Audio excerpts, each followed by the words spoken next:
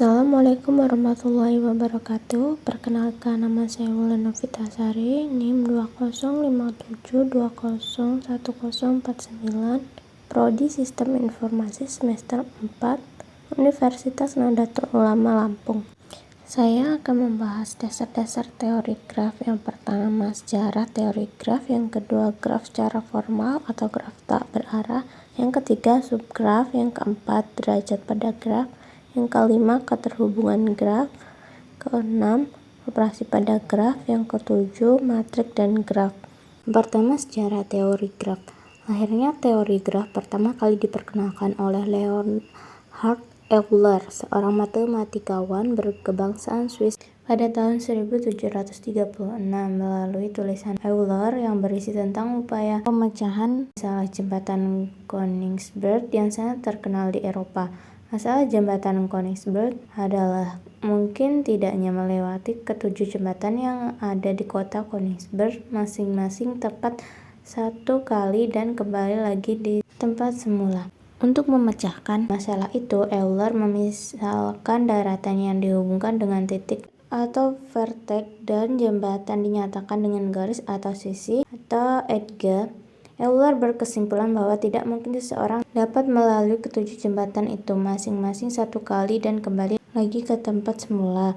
Teori graf. Di kota Koningsberg mengalir sungai Paregal. Di sungai mengalir dua pulau yang diantaranya terdapat jembatan yang menghubungkan. Jumlah jembatan tersebut sebanyak 7 buah. Kisah jembatan Koningsberg ini menjadi sejarah lahirnya teori graf. Graf yang merepresentasikan jembatan Koningsberg adalah 1. Simpul atau vertex menyatakan daratan. Yang kedua, sisi edge menyatakan jembatan. Graf adalah bagan yang memuat informasi yang diinterpretasikan secara tepat.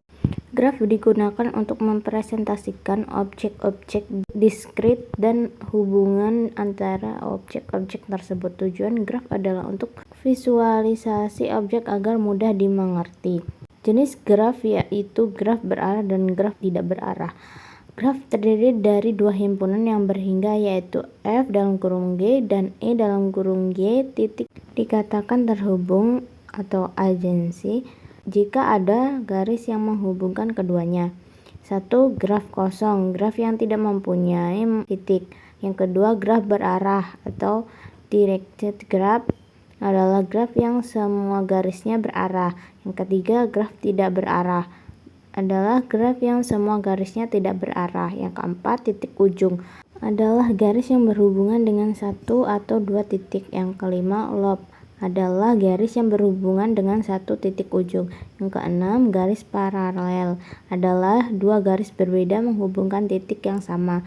Yang ketujuh, titik terasing adalah titik yang tidak mempunyai garis yang berhubungan dengannya. Selanjutnya, graf tak berarah.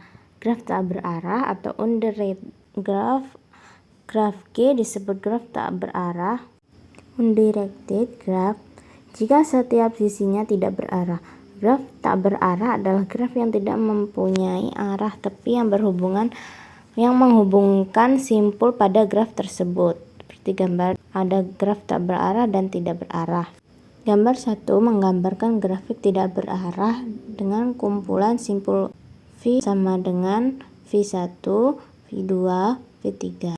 Kumpulan G pada grafik di atas dapat ditulis sebagai V sama dengan V1, V2, dalam kurung V2, V3, dalam kurung V1, V3. Dapat juga dicatat bahwa tidak ada yang mencegah penulisan himpunan tepi sebagai V sama dengan V2, V1, dalam kurung V3, V2, dalam kurung V3, V1, karena tepi tidak memiliki arah. Oleh karena itu, tepi dalam grafik yang tidak berarah tidak berpasangan. Ini adalah ciri utama dari graf tidak berarah. Selanjutnya itu subgraf. Konsep subgraf sama dengan konsep himpunan bagian. Dalam teori himpunan, himpunan A dikatakan merupakan himpunan bagian B bila dan hanya bila setiap anggota A merupakan anggota B. Karena graf merupakan himpunan yang terdiri dari titik dan garis, maka H dikatakan subgraf G jika semua titik dan garis H juga merupakan titik dan garis dalam G. Secara formal, subgraf didefinisikan seperti di bawah ini. 1.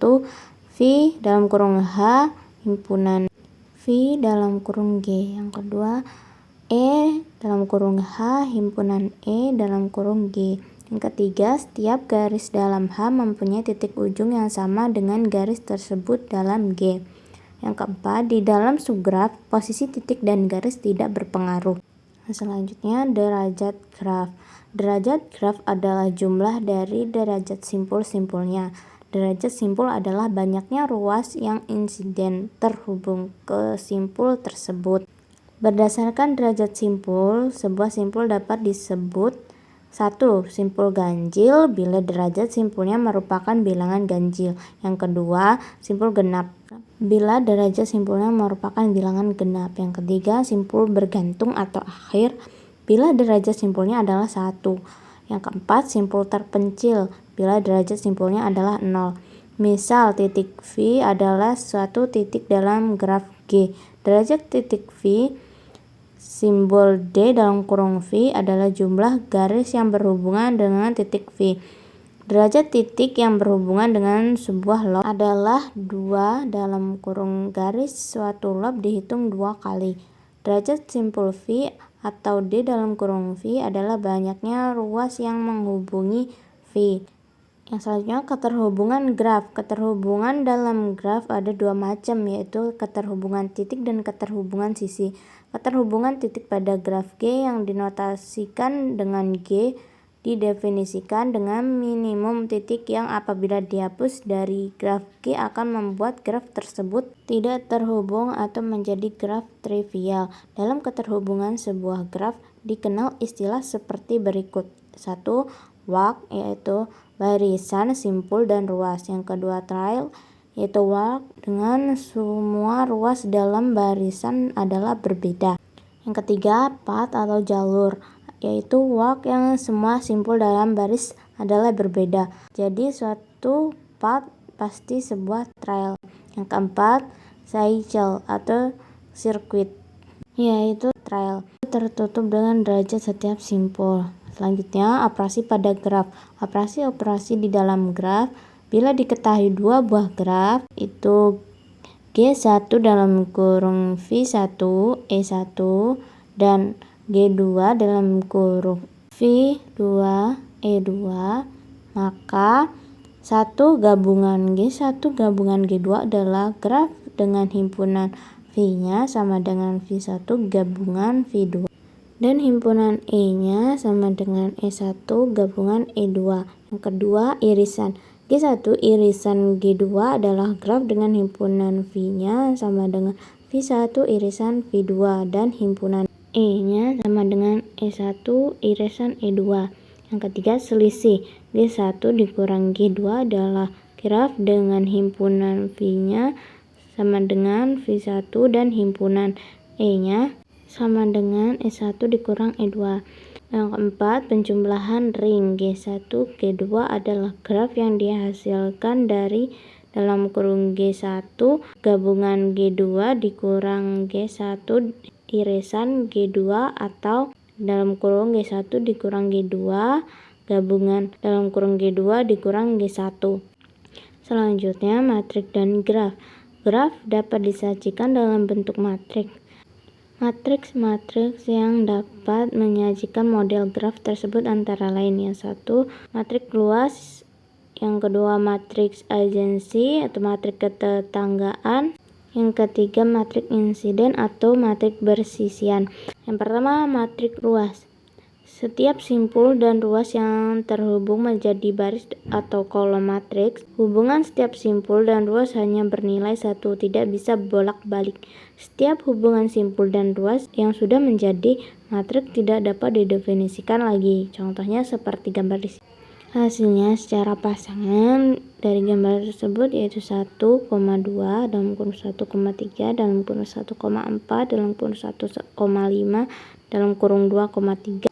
dalam kurung 3,4 dalam kurung 3,5 dalam kurung 4,5. Yang kedua, matrik agensi baris dan kolom menunjukkan urutan simpul-simpul.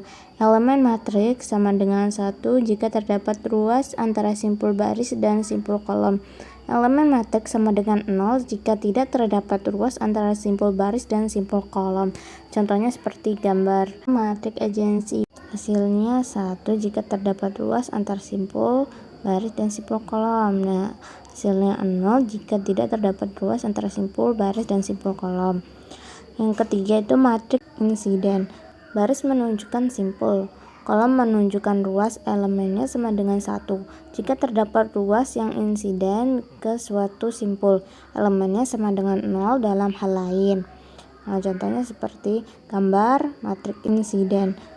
Sekian presentasi dari saya. Apabila ada kesalahan kata atau penjelasan, saya mohon maaf. Saya akhiri, wassalamualaikum warahmatullahi wabarakatuh.